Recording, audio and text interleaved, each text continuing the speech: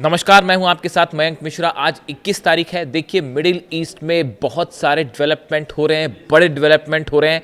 तुर्की से बड़ा हथियारों का मूवमेंट देखने को मिल रहा है। इसके अलावा कई अरब देश जो हैं वो अपने डिफेंस सिस्टम मजबूत करने में जुटे हुए हैं और मिसाइल्स का जखीरा जो है वो बढ़ाने में जुटे हुए हैं।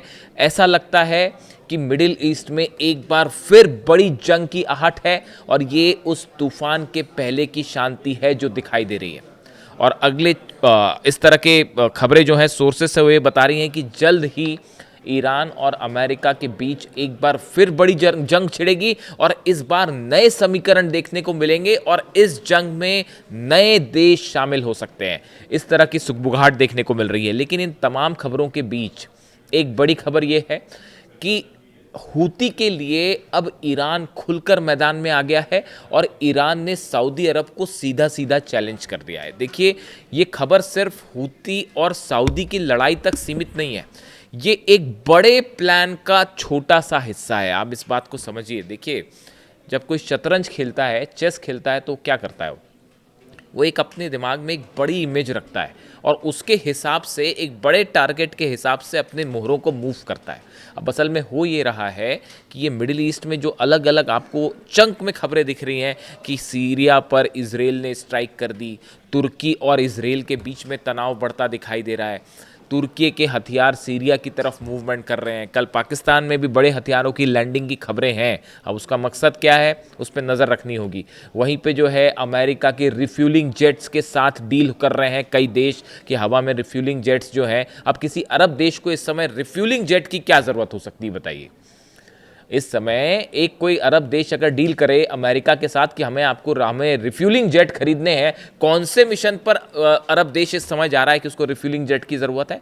किसी एक बड़ी प्लानिंग का हिस्सा ये छोटी छोटी घटनाएं। और ये सऊदी और हूती की जो जंग है ये प्लान जंग थी।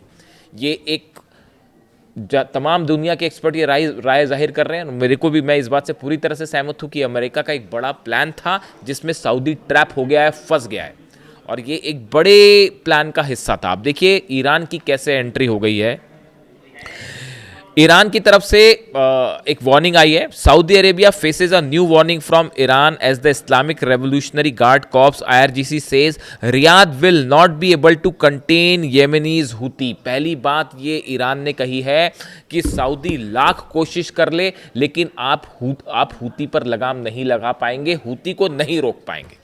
ये सीधा सीधा संदेश है ईरान का सऊदी अरब के लिए कि अगर आप जिस मकसद से आगे बढ़े हैं कि यमन से हूतियों को पूरी तरह से ख़त्म किया जाए, ऑपरेशन के चलते मकसद यही था और ये अमेरिका ने लड़ाई शुरुआई की। जो प्लेन उतर रहा था ईरान का प्लेन जो सना इंटरनेशनल एयरपोर्ट पर उतर रहा था और सऊदी की तरफ से हमले किए गए और उसके ठीक बाद डोनाल्ड ट्रंप का बयान आया था। उसके पहले ही शायद बयान आ गया था कि a new player will enter in the game now. ये डोनाल्ड ट्रंप का बयान था। देखिए, हर बयान पर नजर रखनी पड़ती, कौन क्या बोल रहा है और घटना क्या हो रही है उसको जब आप को रिलेट करके देखते हैं। यानी ट्रंप का ये कहना, एक तो ट्रंप बोल देते हैं, उनको उनके साथ समस्या ये है, डोनाल्ड ट्रंप के साथ समस्या ये है कि डोनाल्ड ट्रंप को इतनी सी कुछ बात पता चलेगी तो वो तुरंत उसको बता देंगे इतना बड़ा करके। तो जब उन्होंने ये बयान दिया था कि a new player will enter in this game, तब ये बात साफ हो गई थी कि ये सऊदी के साथ जो है एक बड़ा प्लान तैयार है हूती को ख़त्म करने का। अब ये हो नहीं पा रहा।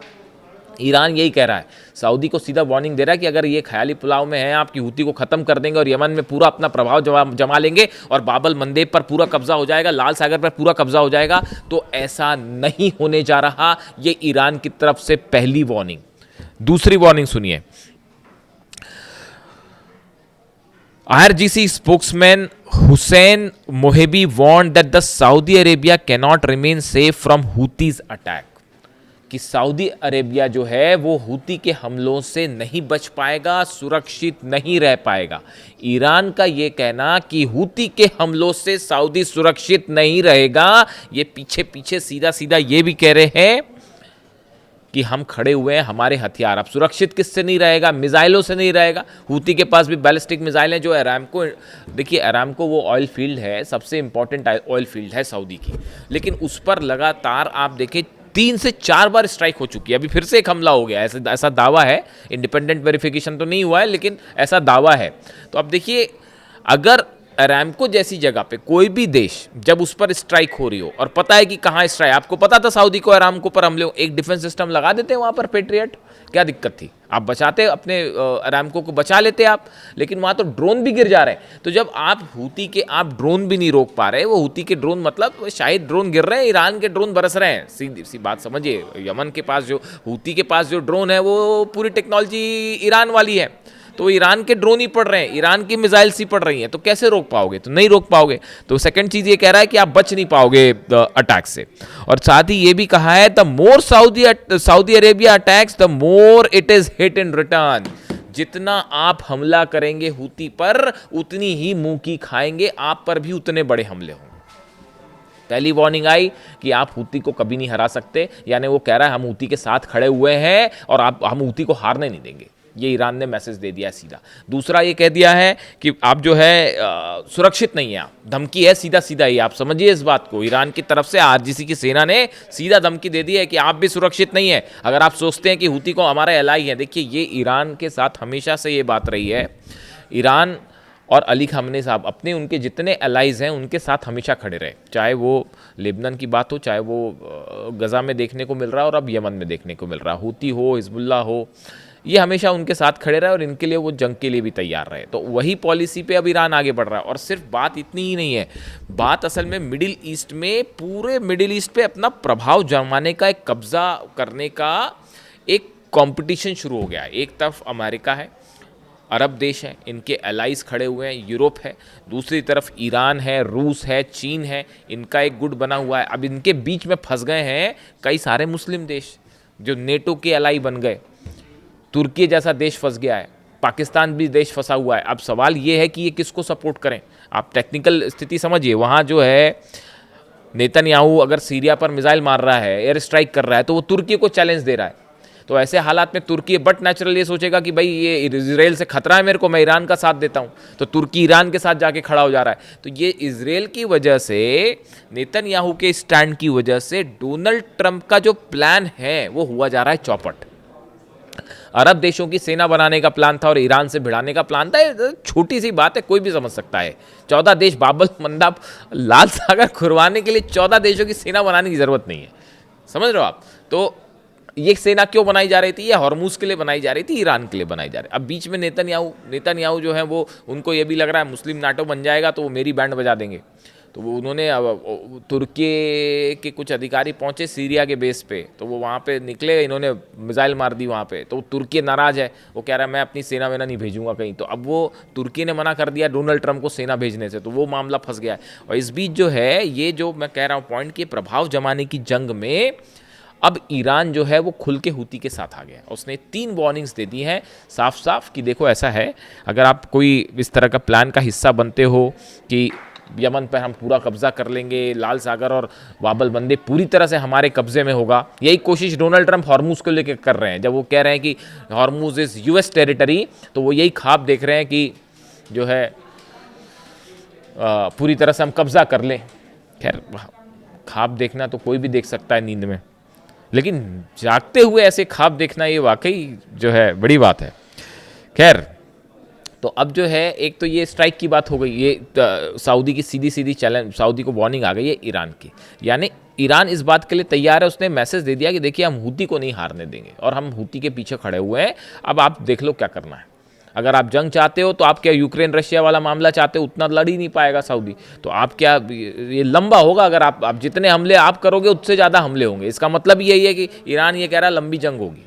तो ये वार्निंग आ गई। अब इसी बीच खबर आई है, Houthi movement has claimed two drone strikes against Saudi Arabia targeting Nazran airport and an Aramco oil facility in the southern Nazran region near Yemeni border। एक बार फिर जो है हूती की तरफ से क्लेम किया गया है कि हमने 2 ड्रोन से हमले किए हैं, एक नजरान एयरपोर्ट पर हमला हुआ है और दूसरी अरामको की एक और कोई यूनिट थी उस पर हमला हुआ है। इस तरह की क्लेम किए। Military spokesperson Yahya Ansari said the group carried out the operation as tensions between Houthis and Saudi Arabia continue to escalate. The claims have not been independently verified. The reported strikes come after Iran's Revolutionary Guard Corps warned that Saudi Arabia would be unable to contain the Houthis. अब देखिए Iran की तरफ से warning आई और उधर हुती की तरफ से बताया जा रहा है कि 2 ड्रोन दाग दिए गए सऊदी अरेबिया पे, तो वार्निंग शॉट भी दे दिया गया। तो अब ये देखिए ईरान ने और हुती ने मोहम्मद बिन सलमान के मन में ये संशय पैदा कर दिया है कि अब करना है कि क्या करना है। ट्रंप की बात मान के इस जंग को आगे करना है, अगर कहीं ईरान कूद गया इसमें तो मुश्किल पड़ जाएगी। वैसी समस्या एर्दोगान तुर्की के सामने है, वो इजराइल बैठा हुआ है, वो कह रहा है मैं सेना नहीं भेजूंगा। इजराइल को ये लग रहा है कि नेटो एलाई बन गया तो अब्राहम एकॉर्ड खत्म। देखिए 2 में से एक ही चीज़ चलेगी, ऐसा नहीं हो सकता कि अब्राहम एकॉर्ड भी चले और जो है वो नेटो इस्लामिक नेटो भी चले। ये 2 में से एक ही चीज़ हो सकती है, तो वो खतरा लग रहा है वहाँ पे इसराइल को। तो ये मिडिल ईस्ट की सिचुएशन डेडलॉक में फंस गई है। और इस बीच जो है यूएसएस जॉर्ज वॉशिंगटन नया एयरक्राफ्ट कैरियर जो है वो पहुँच गया है ईरान के पास। और अब्राहम लिंकन जो है उसमें तो तमाम समस्या आपको पता ही थी कि व्यवस्था चरमरा गई और सुसाइड करने वाली नौबतें आ गई, आपस में सैनिक लड़ पड़े, बगावत वाली हालात थे, तो अब्राहम लिंकन को वापस भेज दिया गया है। अब यूएसएस जॉर्ज वॉशिंगटन है वो भेज दिया गया है, नया एयरक्राफ्ट कैरियर। हालांकि मतलब देखिए इसमें सिर्फ इतनी बात नहीं है चीज़ों को, मतलब एक तो हम इस तरह से कह देते हैं कि भाई अमेरिका की सेना वापस जा रही है और अब्राहम लिंकन वापस जा रहा है, लेकिन इसके साथ ये भी समझने की ज़रूरत है कि अमेरिका की फोर्सेस का डिप्लॉयमेंट बरकरार है, यानी वो इस मोड में है कि जब चाहे तब ऑपरेशन करें। ये जो लगातार इकोनॉमिक ब्लॉकेड वाली खबरें आ रही है ना कि इकोनॉमिक ब्लॉकेड किया जा रहा है ईरान को, इसके साथ साथ एक बड़ी मिलिट्री हमले की भी तैयारी है। उसमें जैसी हालात डेवलपमेंट हो गए मैं आपको बताऊंगा। वीडियो कैसा लगा कमेंट करके ज़रूर बताएं, अपनी राय रखें। मैं सारे कमेंट्स पढ़ता हूं आपके, कोशिश करूंगा जवाब भी दूं। Thank you so much.